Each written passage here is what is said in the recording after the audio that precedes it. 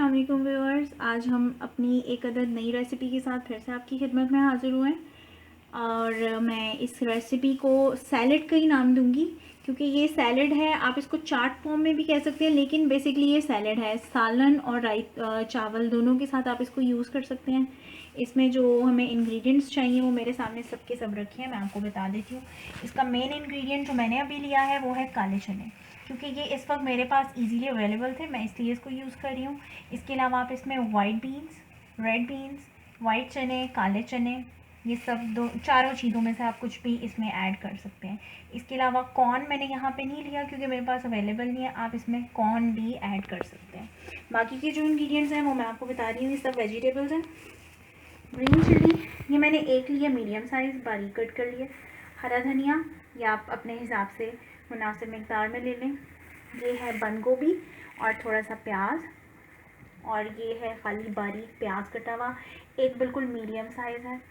ये आलू मैंने बॉईल किया है एक बड़ा साइज़ का, और उसको मैंने छोटा छोटा कट कर लिया, आप देख सकते हैं। टमाटर ये भी एक अदद बड़े साइज़ का मैंने लिया है, उसको छोटा कट कर लिया है। और खीरा ये भी एक अदद बड़ा मैंने लिया है, इसको भी बारीक मैंने चॉप कर लिया है। ये सब वेजिटेबल्स हम इसमें ऐड करेंगे। इसके अलावा मसाले में हमारे पास है नमक 1 टीस्पून और चाट मसाला 1 टीस्पून, बस ये 2 मसाला जात ऐड करेंगे। और इसके अलावा मेरे पास यहाँ पे अवेलेबल है मीठी चटनी, जो आप खुश्क खुबानी से, ये होममेड चटनी है। इसकी भी रेसिपी इंशाल्लाह हम आपसे जल्दी शेयर करेंगे। होममेड चटनी है खुश्क खुबानी की। इसके अलावा आप इमली का खट्टा भी ऐड कर सकते हैं, लेमन भी ऐड कर सकते हैं, जो आपको ज़्यादा सूटेबल हो वो ठीक है। मीठी चटनी जो है ये इसको ओवर भी नहीं करेगी खटास में, और अच्छा मज़े का लुक भी आएगा। जी व्यूवर्स, अब हम ये सारे इंग्रेडिएंट्स को मिक्स करेंगे। ये मैंने एक अदद बाउल ले लिया है। थोड़ा सा बर्तन आप खुला लें ताकि आपको मिक्स करने में प्रॉब्लम नहीं हो, वो ओवर भी नहीं हो जाए कि बाहर गिरना शुरू हो जाए, और इजीली सब चीज़ें जो हैं वो एक जैसी मिक्स भी हो जाएं।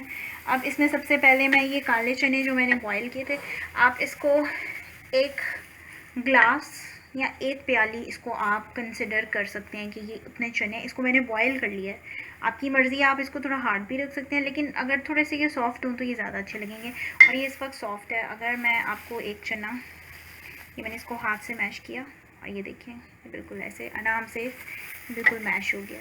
ये चने जो कि एक ग्लास या एक प्याली है, मैं इसमें ऐड कर रही हूँ। इसके बाद मैं इस पर ये मसाले ऐड कर देती हूँ।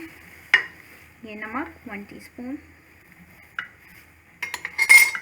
चाट मसाला ये भी 1 टीस्पून था।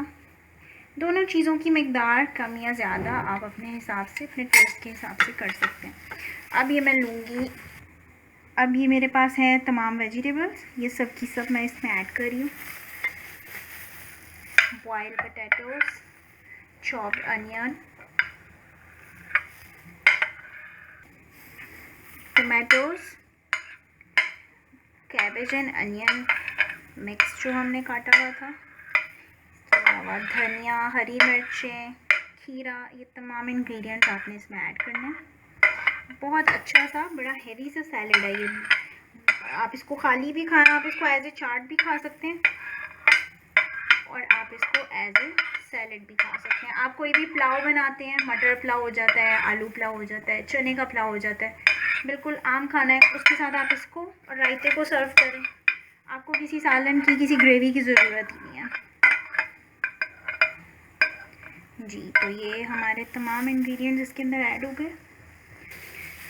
जी व्यूअर्स, ये आप देख सकते हैं तमाम इंग्रेडिएंट्स इसके अंदर आ गए हैं, और ये बिग जंबो साइज़ बाउल था जो कि इस वक्त फुल हो चुका है।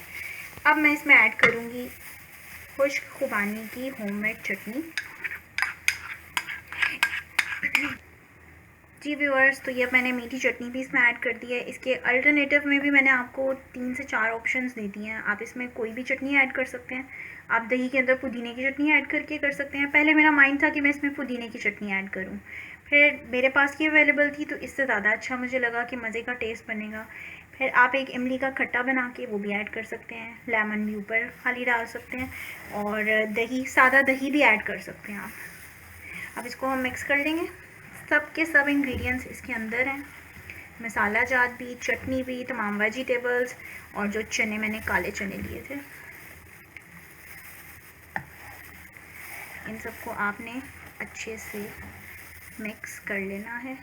आपका ये जो सैलेड है या आपका जो चाट है ये रेडी है।